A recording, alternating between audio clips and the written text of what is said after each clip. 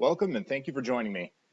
This short video is an overview and walkthrough of the upcoming Bose Bluetooth update and refresh of the Young display in various retailers.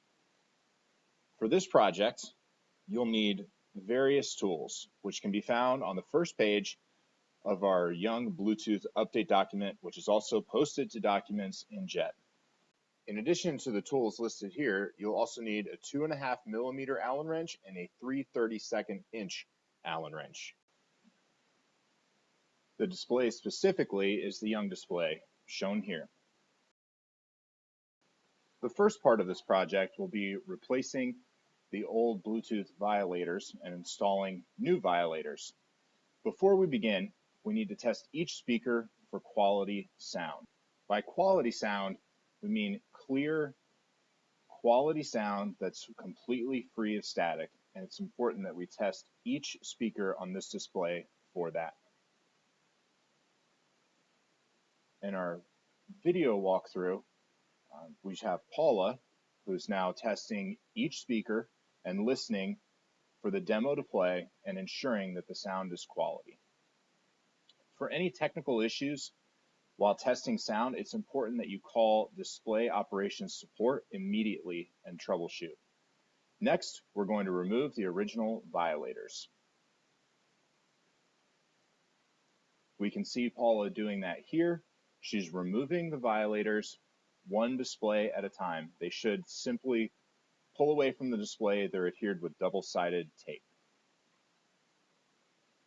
Before we adhere the new violators, we need to clean the old speakers of any residual residue, which is what Paula is checking for in this portion of our clip.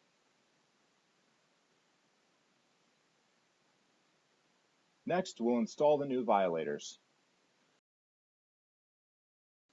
The new violators are engineered in such a way that they adhere to the back as well as the top of the speaker. So there are two pull-away double-stick pieces of tape on each violator. It's important that you bend the violator first, remove both pieces of double-sided tape, and adhere them in the center of each display unit.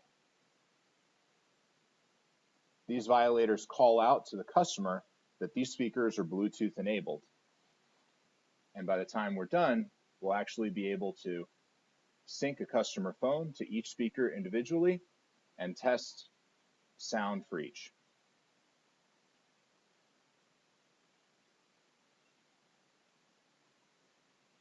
You can see that Paula is working from left to right, installing one violator at a time, ensuring that they're properly adhered and center aligned on each unit.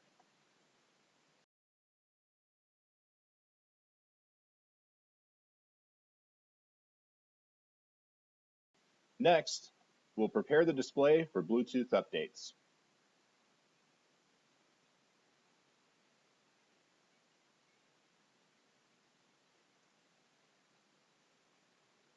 In order to do that, we'll first need to open the display by removing the screw with a flathead screwdriver on the far right front corner of the display, which Paula is doing now.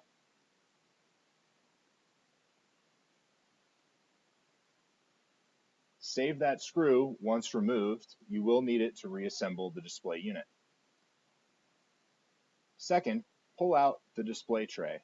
So the front of the display will flip down, making the guts of the display accessible. You'll pull out the display module, unplug the power source, keeping in mind that there are two red tabs, one on either side of the power plug, that need to be pressed to remove. You'll then unplug the low voltage power cord from the demo engine, which may require a Phillips head screwdriver. There is a P-clip holding that power cable in place, which may need to be removed using a Phillips head screwdriver. Next, we'll remove the old demo card and replace it with a new demo SD card provided in your mailings. You may encounter a USB cover on the side of the demo engine. In cases like this, you will need a 2.5 millimeter Allen wrench or hex wrench to remove that clear plastic cover to access the SD card.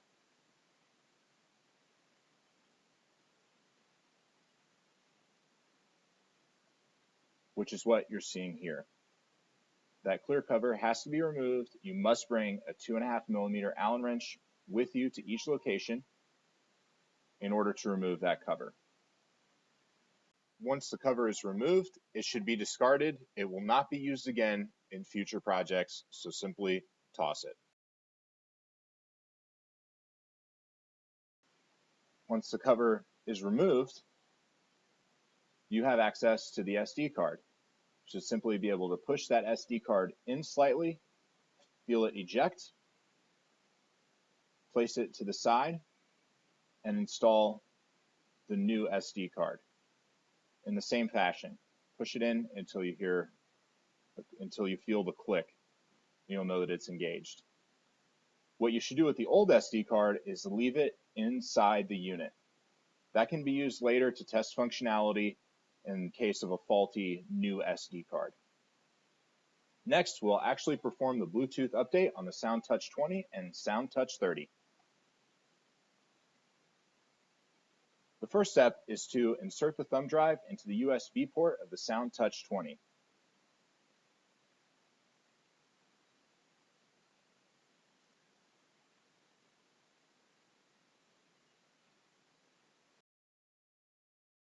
For the next steps 2 through 4, you'll begin by pressing and holding the number 1 preset button and volume down button and keep holding.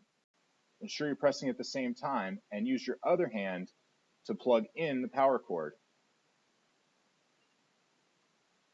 which is what Paula is doing here. Keep holding the number 1 preset button and volume down button until you see the hand stop logo shown here. The unit will now, or the speaker will now reboot. This could take several minutes, so you have to be patient. It'll continue to display the stop/hand logo until it enters its rebooting process.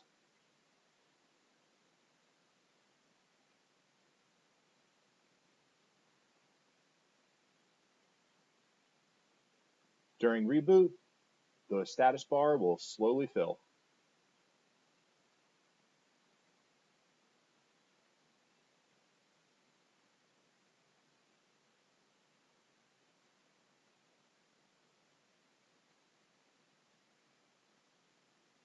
When reboot is complete, a yellow SoundTouch icon should be displayed. Next, you'll confirm the update by pressing and holding the number 5 preset button and volume down buttons.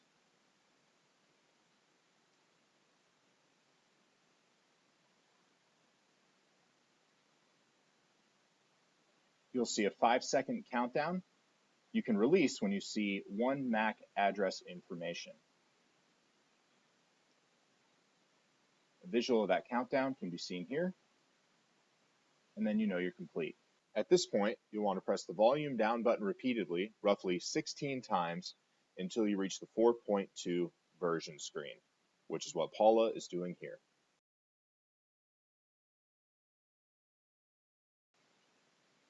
Once the displays in the SoundTouch 20 and 30 have displayed this, you'll need to take a photo of each of these for your call report. An example can be seen here.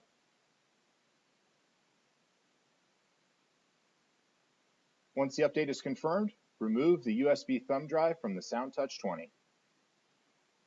What we can see here is Paula removing the USB from the back of the SoundTouch 20.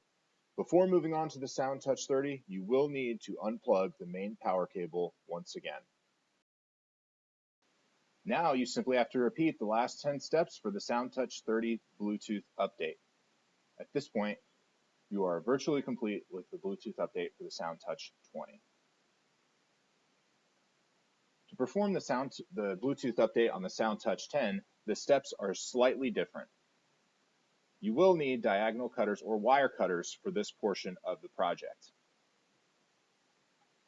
Step 1 is to snip the wire tie that secures the USB cable at the back of the SoundTouch 10. Make sure you only snip the wire tie on the USB cable. It's possible that there is a second wire tie holding in a cable below the USB cable. It should be noted that the USB cable we're working with will always be the top cable on the back of the SoundTouch 20.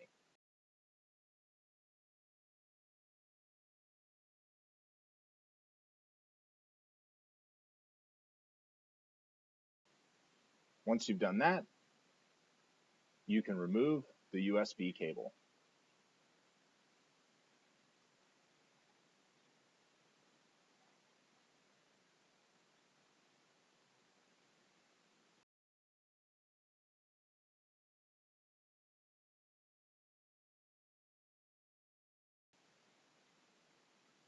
The next steps will be to plug the USB thumb drive into the USB adapter provided in your kits. Identify the smooth side of the mini USB connector and insert it into the back of the SoundTouch 10, that side facing up. Here we can see an example of the adapter as well as the USB provided.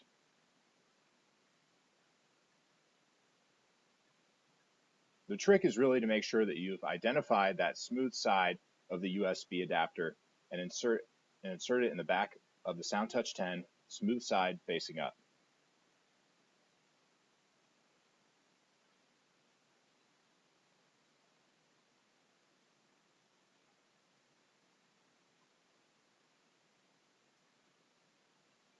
Your next step will be to unplug the power cord from the power strip.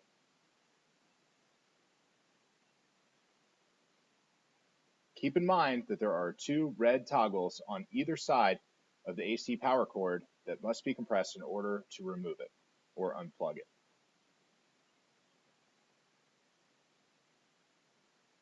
The next 3 steps should sound familiar. Press and hold the number 1 preset button and the volume down button simultaneously. Keep holding.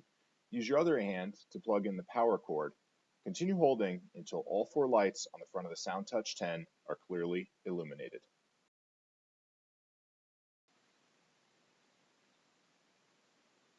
Which we see here.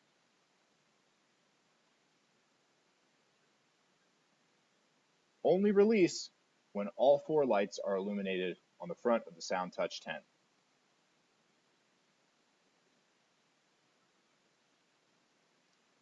Once all 4 lights are on, simply wait for the update to take its course. You may see no change in the lights for several minutes. When complete, the display will show the yellow SoundTouch icon. Although it may not appear that all lights are on in this situation, they indeed are. Some are simply slightly dimmer than others. At some point, the SoundTouch 10 will continue with its update and the lights will begin to blink back and forth. This is a good indicator.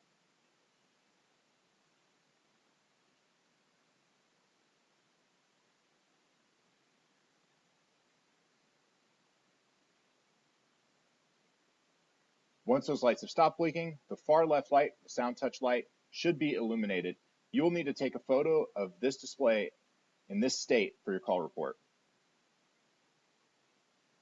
which can be seen here. The far left light is clearly illuminated and should be the only one.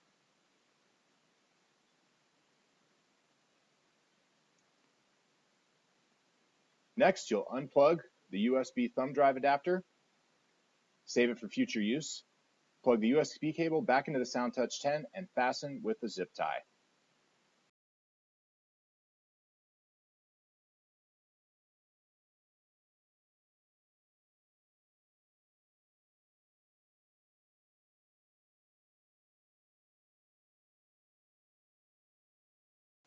Placing the zip tie is the most critical portion of the Bluetooth update on the SoundTouch 10.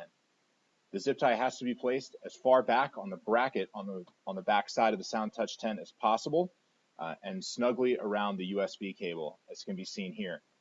This helps ensure that that USB cable cannot be disconnected by a customer, by a store employee without cutting that zip tie. Next, you'll reassemble the display following steps 1 through 4 near the end of the instructions included in JET.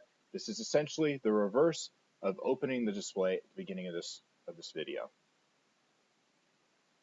You will need to find that screw that you removed at the beginning of the project to drop down the opening to the display. Finally, you need to test each speaker to ensure a successful firmware update by connecting to the speaker with your own Bluetooth capable device. Again, this must be tested on each of the 3 speakers. If you run into any issues, you need to call DOS immediately. And congratulations, you've successfully updated the Bluetooth firmware on the Bose Young display.